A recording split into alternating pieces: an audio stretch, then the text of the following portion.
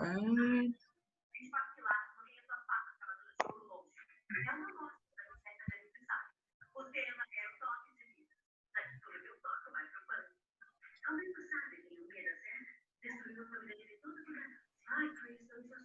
Isso.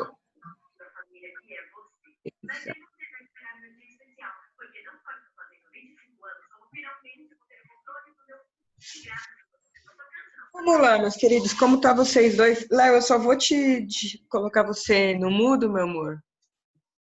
Não pode fazer muito eco. Mas se precisar falar e conseguir falar, e tira reinicia o áudio e fala, senão você escreve por chat, que fica mais fácil, tá? Deixa eu ver se eu consigo abrir a caixinha de chat aqui. Eu apanho aí, às vezes, um pouco esse Zoom, gente. É muita modernidade. Vamos lá. Então, meus amores, o intuito desse grupo aqui, eu espero que a gente consiga aí aumentar mais. Tem bastante gente na lista que deu muito desencontro hoje, muita gente confundiu o horário. Porque a hora que eu mandei o e-mail, não sei se vocês viram, ele foi pro horário da Espanha e não pro horário do Brasil. E aí muita gente confundiu. Então, eu sempre vou mandar um e-mail já falando qual que é o horário do Brasil. Então, não considera muito o horário que aparecer lá do Zoom, porque senão vocês vão confundir. E aí muita gente acabou se perdendo. E aí eu espero que para o próximo a gente consiga um horário mais tranquilo. Eu estou gravando isso daqui, e depois eu vou mandar para vocês, tá? Então, o intuito desse nosso grupo de estudos, na verdade, era já algo que eu já tinha, uma vontade que eu tinha aí faz muito tempo, da gente discutir mesmo alguns artigos, discutir de uma forma crítica, né? Porque muitas vezes a gente acaba lendo e não absorvendo o que tem que absorver, ou acaba não procurando uns artigos bons, ou muitas vezes o artigo está numa boa revista, mas você não conseguiu entender ou não conseguiu ser crítico, né? E nós, físio, nós temos que trabalhar aí baseado em evidência, certo? A gente tem que trabalhar aí sempre com o que já está publicado, com evidências. Não adianta a gente inventar 1000 coisas mirabolantes, porque senão não vai dar certo para o paciente, não vai dar certo para a gente acaba não conduzindo da maneira adequada. Então, eu percebi que físio, principalmente na graduação, né, e assim que termina, tem muita dificuldade, assim, em selecionar artigos para continuar dando linha aí nos estudos e para saber o melhor tratamento aí para o paciente, né? Então, eu decidi fazer esse grupo de estudo para que a gente discuta. Então, como é um grupo de estudos, hoje, como é o primeiro dia, eu trouxe um artigo e eu vou discutir um pouquinho aí com o artigo. Eu espero que vocês tenham lido, se vocês tiveram tempo. Esse é o objetivo, né? Até para debater aí comigo alguma coisa. E aí, para as próximas vezes, são vocês que vão trazer e a gente vai discutir em cima disso. Então, meu objetivo com vocês é que vocês se tornem críticos, tá? Com relação a esses artigos e como utilizar eles aí na vida prática. Então, o primeiro ponto, eu não sei o quanto vocês são familiarizados aí com artigos e com busca de artigos, né? Mas o primeiro ponto, toda vez que a gente busca um artigo, a gente tem que considerar principalmente a revista, né? Aonde ele foi publicado, certo? Então, a hora que você vai em busca, né? Você vê o título do artigo, a primeira coisa que você vai fazer é, opa, deixa eu ver essa revista, deixa eu ver o fator de impacto dela. Então, como vocês estão vendo aqui embaixo, eu coloquei já o fator de impacto dessa revista é 1.9, um fator ok, né? E dentro da classificação do Qualis CAPES, ela é a 3. Eu mandei para vocês um documento escrito Qualis CAPES 2019. Então, é uma classificação que o Brasil tem com relação aos artigos. E essa classificação agora mudou. Ela era 1, A2, B1, B2, B3, B4, C1, C2, enfim, agora eles mudaram, agora virou A1, A2, A3, B1, B2, até C, vai, tá? Então, para nós, para considerar um artigo, para ele ser um artigo bom, com relevância, ele tem que estar ali no A, tudo bem? Entre A1 e A3. Ah, mas o B não é bom, professora? Só que aquela revista ela não tem muita visibilidade. Então, é uma revista, quando tem um impacto menor, às vezes quando não tem impacto, ou quando tem o Qualis menor, que é esse de letrinha com número, Muitas vezes não tem um revisor muito forte por trás, revisando aquele artigo. Muitas vezes são revistas que entra qualquer coisa, então a gente já começa a desconfiar. Então, sempre que vocês forem procurar um artigo, mesmo que ele esteja no PubMed, que é a nossa base aí de busca, né? Ou PubMed, ou Pedro, né? Que a gente busca bastante lá, vá atrás do fator de impacto e do Qualis, da nota Qualis, tá? Da CAPES. O fator de impacto. Normalmente, o fator de impacto, você vai entrar na revista, tá? Por exemplo, essa daqui, Journal of Orthopedic Surgery and Research. Você vai lá, digita o nome da revista e no site vai estar lá, fator de impacto. Você consegue ver o quanto se essa revista tem de fator de impacto, tudo bem? Então, primeira coisa, vocês têm que considerar aí se essa revista é boa ou não. Isso não quer dizer, meus amores, que às vezes uma revista que tem um fator de impacto super alto, 5, 6, e que tem um Qualis A1 no Brasil, pode ser que você discorde com algumas coisas que estão escritas ali. Pode ser que o estudo não está tão bem conduzido. Então, para a gente analisar um artigo, a gente tem que verificar qual foi a metodologia que foi utilizada, né, nesse estudo. Será que é uma metodologia confiável? Será que dentro das outras coisas que eu já li ou do que eu estou vendo, será que dá para eu confiar? Então, vamos ser críticos. A gente sim tem que escolher uma revista boa, mas também tem que avaliar se esse artigo realmente é bom, tá? Então eu trouxe esse e de verdade esse artigo para pro primeiro dia eu ia trazer um artiguinho meio pegadinha, que era o artigo que eu discordo muito de alguma coisa da metodologia e tal, mas eu falei não, deixa eu começar com um artigo melhorzinho que dá para a gente discutir, até colocar alguns pontos que poderia ser melhorado aí nessa metodologia, mas não é tão horroroso, né? Então eu decidi trazer um artiguinho bacaninha, assim, né? Que eu acho que é bem relevante para quem trabalha com horto, vocês sabem que eu sou da horto, então eu vou trazer só artigo de horto. Se vocês, numa próxima encontro, quiser trazer um artigo de outra área, fique à vontade, tá? Eu trago aquele que eu tenho maior domínio, certo? Então, esse artigo, eles avaliaram qual que é o título, né, desse artigo. Eles verificaram as compensações funcionais aí, que elas persistem, né, nos indivíduos que eles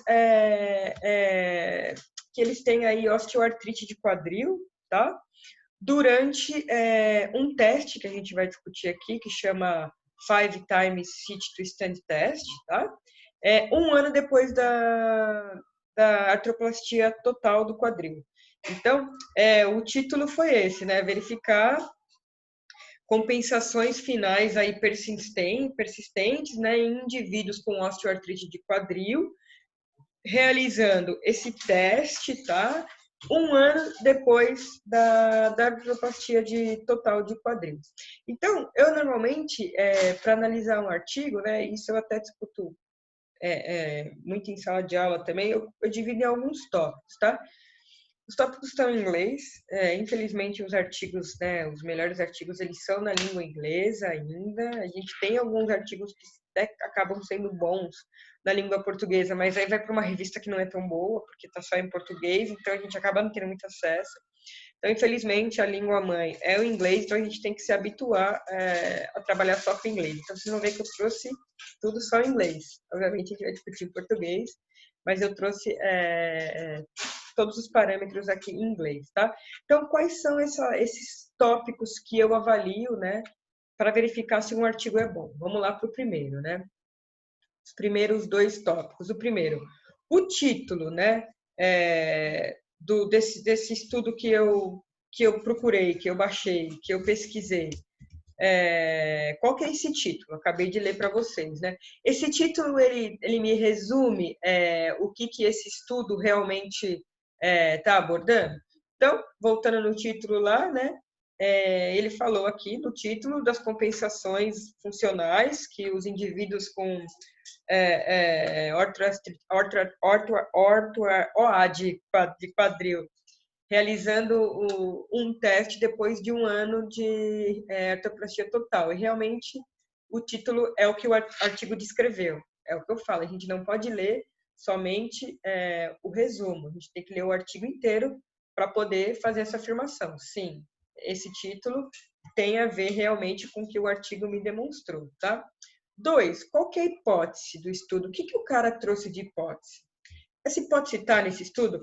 Então, meus amores, muitas vezes na hora que você vai ler o artigo, tem autor que ele não coloca a hipótese, você tem que subentender essa hipótese para verificar se lá no final o que esse cara estudou, se o que ele está respondendo ali condiz com a hipótese dele, para a gente entender que esse artigo realmente foi um artigo direcionado, com começo, meio e fim.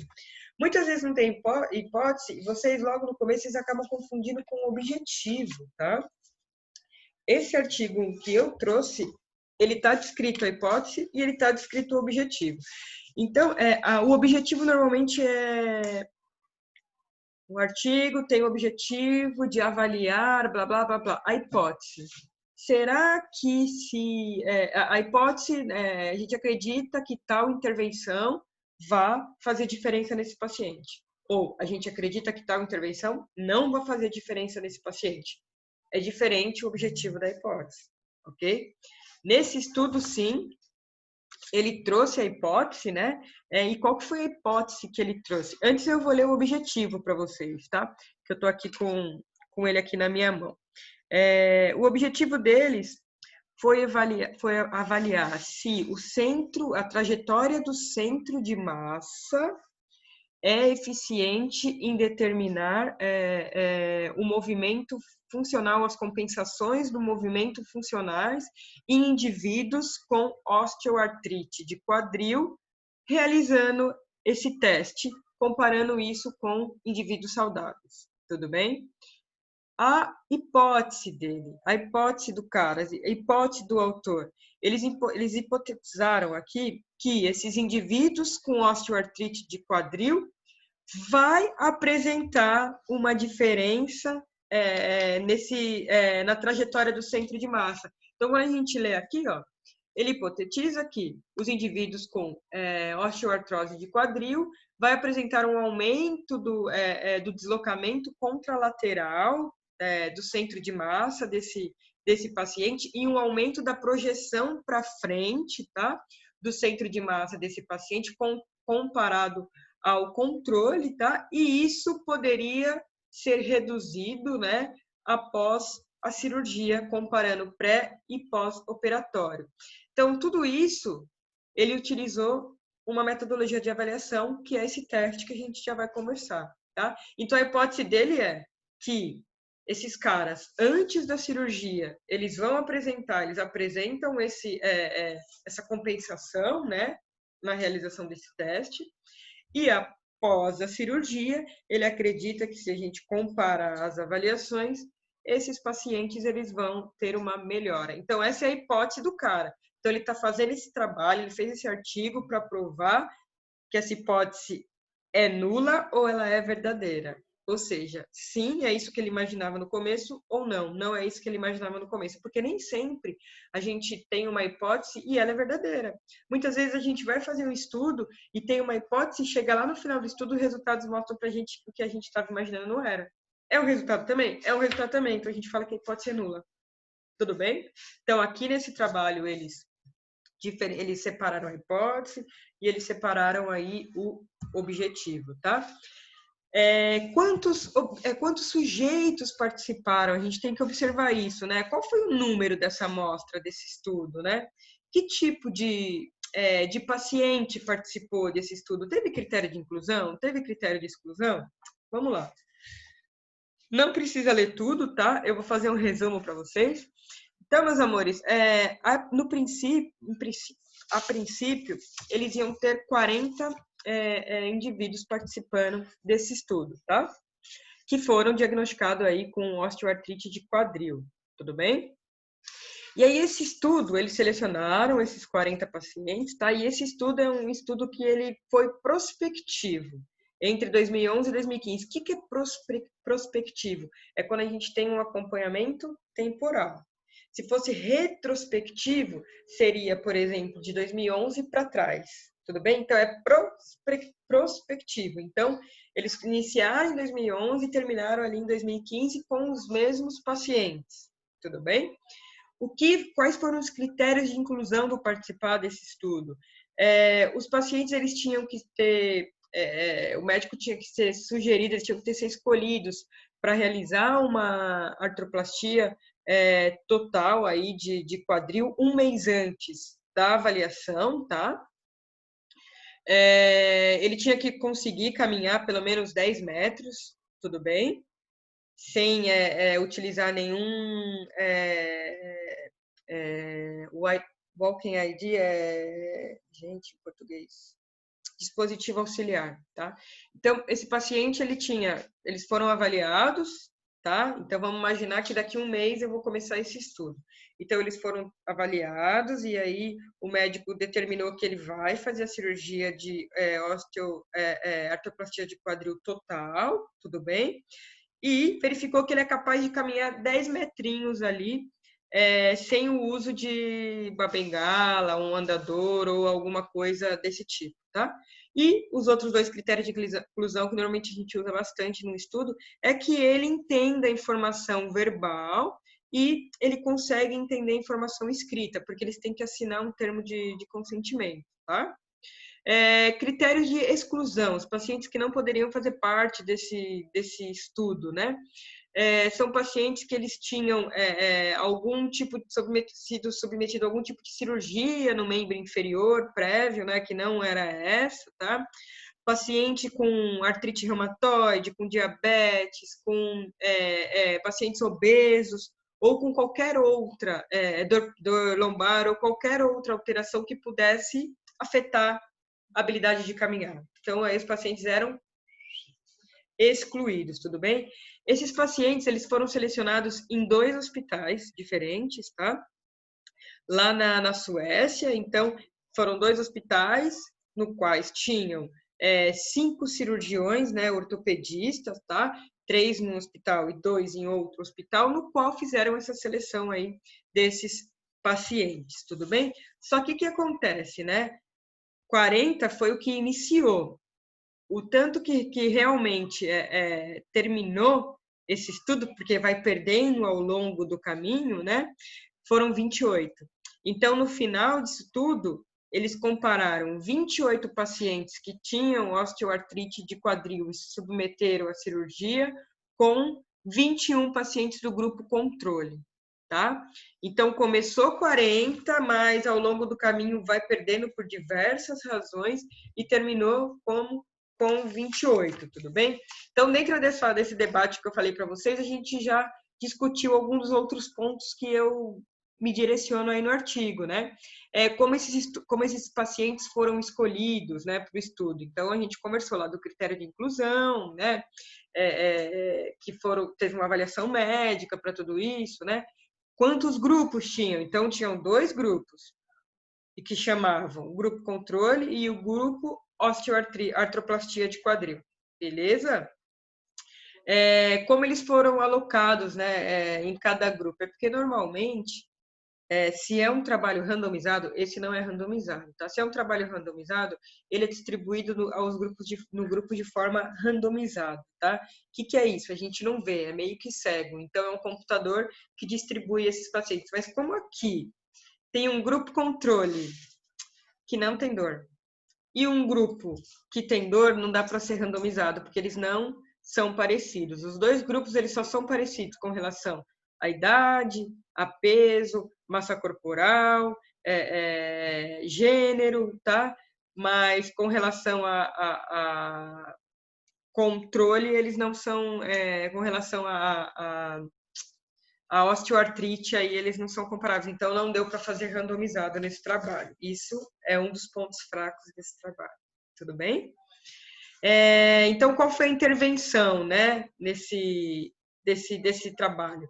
Nesse trabalho, ele não teve intervenção. Olha que um outro ponto que a gente, a hora que começa a ler, né, a gente olha e fala, meu, tem algumas falhas que poderiam ser melhoradas. Então, nesse trabalho todo, eles falam que os pacientes, depois da artroplastia, eles realizaram um programa de reabilitação, que no caso seria uma intervenção, né, para a gente verificar se ele ia melhorar pré e pós-operatório, né, porque não é aqui nesse trabalho eles deixaram meio claro que era só a cirurgia que era importante, mas a gente sabe que não é, né? Ainda mais quando se pensa em artroplastia total de quadril. A reabilitação é extremamente importante. E aí, a hora que você vai para a reabilitação, né, a hora que vai ter um ponto do trabalho que fala reabilitação pós-operatória, ele só fala que cada hospital, lembra que eram 2 hospitais que eles foram selecionados? Que cada hospital realizou seu protocolo de reabilitação, e só. Então, a gente não tem nesse trabalho, eu não sei o que eles fizeram. Eu não sei qual foi o músculo trabalhado, eu não sei quanto tempo que eles ficaram, por exemplo, com um dispositivo de marcha. O que fala aqui eles fizeram reabilitação de 3 meses a 12 meses e colocaram o pé, tiveram um apoio, né, suporte do peso precocemente, mas não descreveram que intervenção, ponto negativo desse trabalho. Beleza? Então, eu não consigo falar se ela foi... uma pergunta que eu faço, né, sempre. Na minha opinião, será que foi escolhida a intervenção e foi realizada de uma maneira adequada? Não sei, porque eles não descreveram. Tá, então como que eles avaliaram? Aí é o 8º ponto que eu vou, né? Eu me direciono com 10 pontos sempre nos artigos, tá, meus amores? Então, o 8º ponto. Como que eles avaliaram esse paciente? Então, aí a gente vai para materiais e métodos. O que eles utilizaram? Então, a gente já entendeu, tá?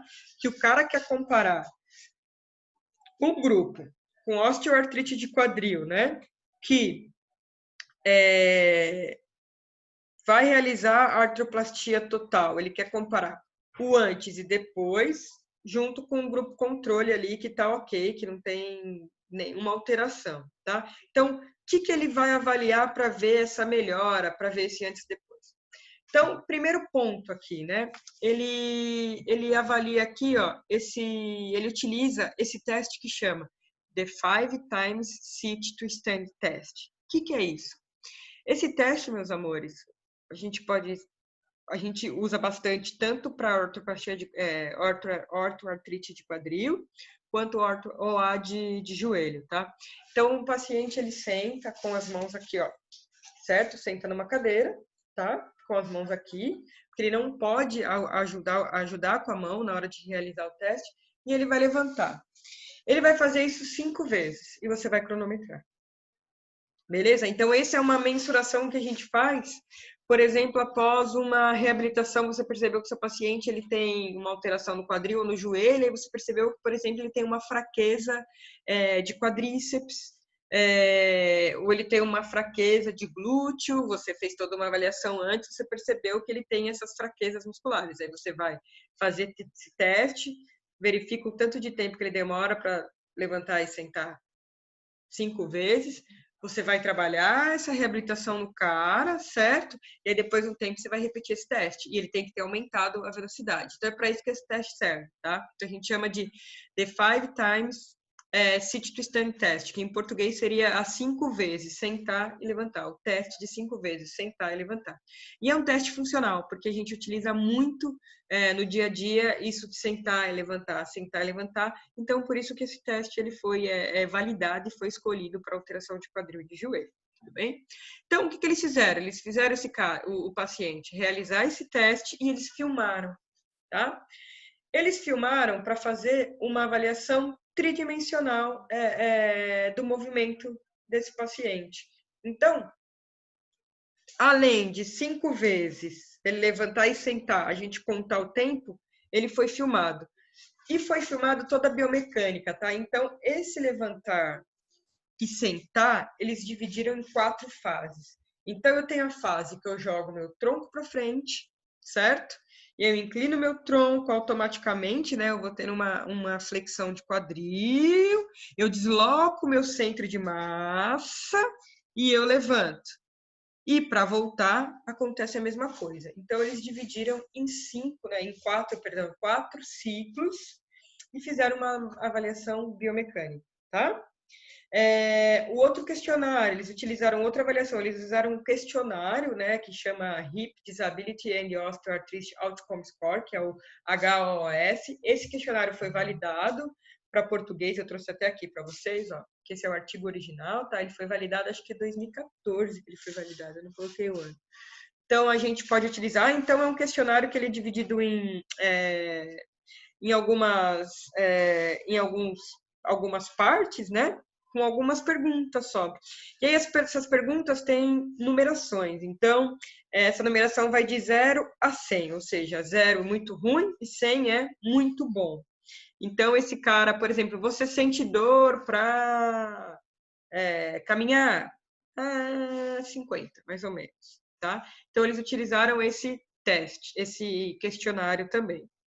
Obviamente, antes da cirurgia, eles utilizaram eles fizeram radiografia, tá? Desses caras para ver a severidade dessa osteoartrite, porque a intenção deles é que a severidade fosse parecida de todos os pacientes, tá?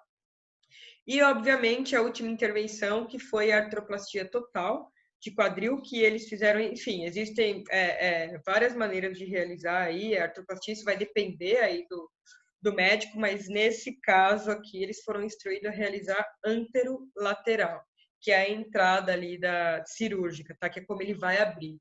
Então, a gente sabe que tem diferenças anterolateral ou mais anterior ou mais posterior, por conta dos músculos que são afetados durante a cirurgia. Então, todos realizaram a mesma cirurgia. Então, bora lá. Os pacientes foram todos avaliados antes da cirurgia e depois de 1 ano pós-cirúrgico. Beleza? Por isso que a gente fala que é um estudo prospectivo, tá? Então, resultados. E aí eu vou para o 9º ponto, que é onde eu sumarizo os resultados do artigo que eu estou lendo, ok? Então, aqui, que eles trouxeram para a gente, na verdade, 4 resultados, eu trouxe aqui para vocês só 3, tá? Mas é porque o primeiro foi só uma tabela de distribuição da amostra, né? Então, foi quantos homens participaram, quantas mulheres participaram, eles foram bem...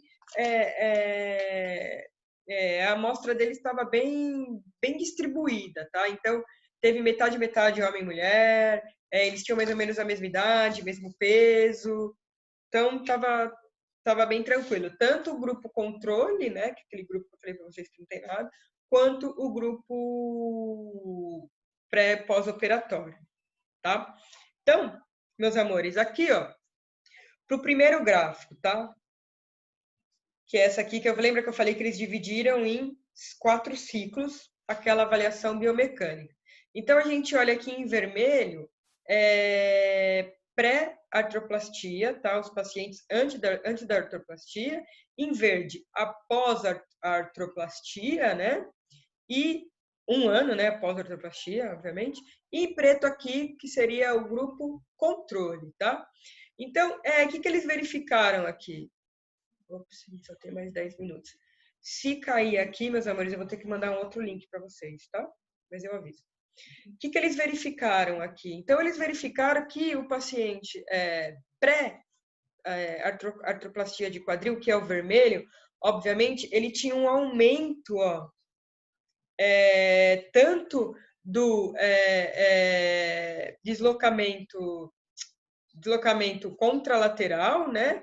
Quanto do shift contralateral, que é o desequilíbrio, a lateralização. Na hora que esse cara vai levantar, ele tem uma tendência a apoiar o peso muito mais no membro que não foi operado do que no membro que foi operado, tá? Então, a gente fala que isso é um shift contralateral. Então, vocês observam que o pré-operatório é muito maior, certo? Do que o pós e do que o controle, ok? Que é o vermelhinho. Já o pós-operatório, a gente vê uma diminuição, né, nesse shift contralateral, mas ele ainda existe se a gente comparar com o controle. Tá vendo? Ele ainda existe. Então, esse cara, mesmo 1 ano depois, ele ainda não apoia totalmente o peso durante o teste, durante a atividade funcional, levantar e sentar, tá? O apoio do peso aí. Mas com relação ao deslocamento, né, que é a hora que joga, né, esse tronco para frente, a gente não observa uma diferença tão grande já em relação ao controle e ao pós-operatório. Então, eles ficaram mais ou menos aqui bem parecido. Só o pré mesmo, porque esse momento aqui, ó, do ciclo 2, 3, é a hora que ele está levantando, terminando de levantar. E do 3 por 4 é a hora que ele está abaixando. Já o ciclo 1, como é só o deslocamento do tronco para frente, não faz tanta diferença para esse cara, né? Porque ele não está apoiando o peso nada. A partir do momento que ele já começa a apoiar o peso no membro inferior, olha como o centro de massa dele muda, né? Em relação aos outros dois grupos. Então, após um ano, a gente teve uma melhora desse deslocamento aqui, ó. Mas a descarga no membro contralateral ali não teve uma melhora tão significativa, tá? E com relação ao tempo do teste, né? Vocês podem ver que antes da cirurgia o cara demorava 15 segundos, né, para realizar esse teste, e após cirurgia caiu para 11, um ano depois. Cirurgia caiu para 11, o grupo controle ali está com 10 segundos, tá? Eles fizeram uma avaliação da dor, esqueci de falar para vocês, com a VAS, né? Escala analógica da dor, que você considera que está dentro lá daquele questionáriozinho que eu falei para vocês, né? Então, o cara, antes da cirurgia, ele tinha ali por média de 21 dessa dor, pós-cirurgia, um ano depois, sem dor. E o grupo controle, obviamente, não tinha dor mesmo, né? Então, assim, melhoramos, depois de um ano, melhoramos dor, melhoramos funcionalidade, porque se a gente pegar o pacote todo aqui, ó, 11 segundos, tá bem melhor do que 15, né? Só que a gente ainda tem aqui, ó, esse cara ainda tem um pouquinho de medo de apoiar esse peso totalmente aí nesse membro inferior operado, tá? E aqui é só a tabelinha que eu falei para vocês da distribuição bem homogênea da amostra, tá? Homem, mulher e tudo mais. Foi um negócio tranquilo. Então, meus amores, a última avaliação que eu faço, né? Eu concordo com a conclusão do cara? Eu concordo. Eles colocaram exatamente isso, né? Que quantificar, né, essa trajetória do centro de massa com esse teste de 5 vezes levantar e sentar pode ser sim uma avaliação boa para você detectar que existe uma compensação funcional aí nesse paciente por conta aí dessa osteoartrite, tá? Então, antes da cirurgia, esses pacientes eles tinham um aumento muito grande desse shift contralateral, né? Era muito maior, tá? Porque isso indica que esse paciente ele tem uma estratégia para diminuir dor, isso que a gente já discutiu, né? Para não colocar o peso ali. E depois de um ano, essa dor diminuiu bastante e o shift contralateral foi reduzido, né? Mas quando a gente compara com o controle, ainda tem ali um pouquinho desse shift aí contralateral e provavelmente isso é devido à reabilitação. Então, eu acredito que aqui nesse trabalho o que faltou muito foi o protocolo de reabilitação mesmo para a gente conseguir verificar se ele era um protocolo eficiente ou não e a gente discutir que provavelmente isso poderia afetar esses resultados aí no final. E é isso, meus amores. Tudo bem? Deu para pegar mais ou menos a ideia aí? Eu sim, professor. Achei muito boa a perspectiva da senhora. Alguma coisa para você colocar, meu querido? Deixa eu só ver o tempo. A gente tem 4 minutos, mas eu posso renovar o link, não se preocupa, tá? Porque deve estar Tudo aparecendo tempo bem. para vocês também. Ok. Lá na introdução, Sim, ele falou assim, observar o centro de massa corporal e sua trajetória durante o teste padrão. Na minha sim, graduação, eu aprendi que, segundo alguns autores, existem vários centros de massa corporal. sim. Eu acho que faltou o artigo também especificar qual centro que está sendo avaliado. Aí Perfeito. ficou um pouco vago, né? Sem especificar. Perfeito. Eu procurei de cabo a rabo nesse artigo e eu não achei também. Perfeito. Não Eu achei que tinha especificou. passado despercebido, daí eu li de novo, não achei Não, mesmo. eles não colocaram.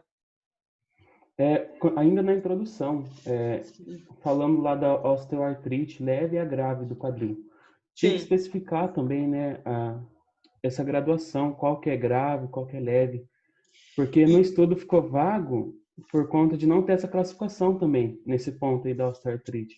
Sim, eles não separaram, eles só falaram que foi avaliado, né, de acordo com o raio-x, mas eles não separaram. E isso acaba alterando muito esse resultado, né? Para nós, pensando em funcionalidade, isso altera demais. Isso. O objetivo achei bem coerente com o trabalho, a hipótese também. Deixa eu ver aqui mais. Eu achei interessante que os critérios de inclusão e exclusão. Aqui no Uhum. Brasil, pelo menos pela plataforma Brasil, nós também fazemos assim, né? Agora, até Sim, eu não sabia que lá na Suécia também era assim. sim, Achei muito sim. interessante. Legal, né? Na verdade, muito os países europeus eles adotam bastante esse critério. Agora, lá nos métodos. Compartilhando com a ideia da senhora deles não falar como que foi essa reabilitação. É, eu acho que prejudicou muito também. Não muito, pode ter prejudicado significativamente, mas o resultado desse projeto, porque alguns que tiveram esse desvio, né, do grupo controle, pode ter sido uma ineficiência da reabilitação, né? Não sabemos como Uhum. aconteceu isso. A gente não tem nem. Você viu que não falaram nada. Só falou, foi realizado o protocolo standard. Qual que é esse Isso. protocolo standard? É. Né? E esses termos significativamente que eles utilizaram nos resultados, Uhum. eu acho que tinha que se embasar em algum ponto de referência, né? Esse termo aí. O que que é significativamente, né? Eles estão avaliando esse significativamente por parte do ponto de vista deles, né? Por parte do ponto de vista deles, total. Não teve a gente não consegue colocar. Eu falo, não deu, esse trabalho não deu para colocar, tipo, né, ali, tá, vamos ver o que realmente, baseado no que já existe, tal. Não, é o que vocês estão falando aqui e tomaram isso como base. E aí é bem complicado. E olha que é uma revista muito boa, viu? Isso. Mas eu achei o estudo bem coerente, um estudo curioso, né? Que Uhum. falhou em alguns pontos, mas ele é muito interessante. Achei muito interessante, professora. Eu acho que dá para a gente usar até na prática, né? Assim, pegar um pouquinho da ideia do que os caras fizeram, né? Aqui falaram e dá para utilizar mais esse teste mesmo, porque a gente às vezes avalia milhões de coisas e não vai para um simples, né? Fazer uma Isso. forma simples e entender como que tá daqui a um ano. Eu achei legal que eles não têm mais dor, né? Independente da reabilitação que utilizou, eles ficaram sem dor. E aí, isso o paciente é de extrema De extrema relevância. importância. Já valeu a pena a É, cirurgia. esse teste sentar e levantar de 5 vezes aí, me chegou a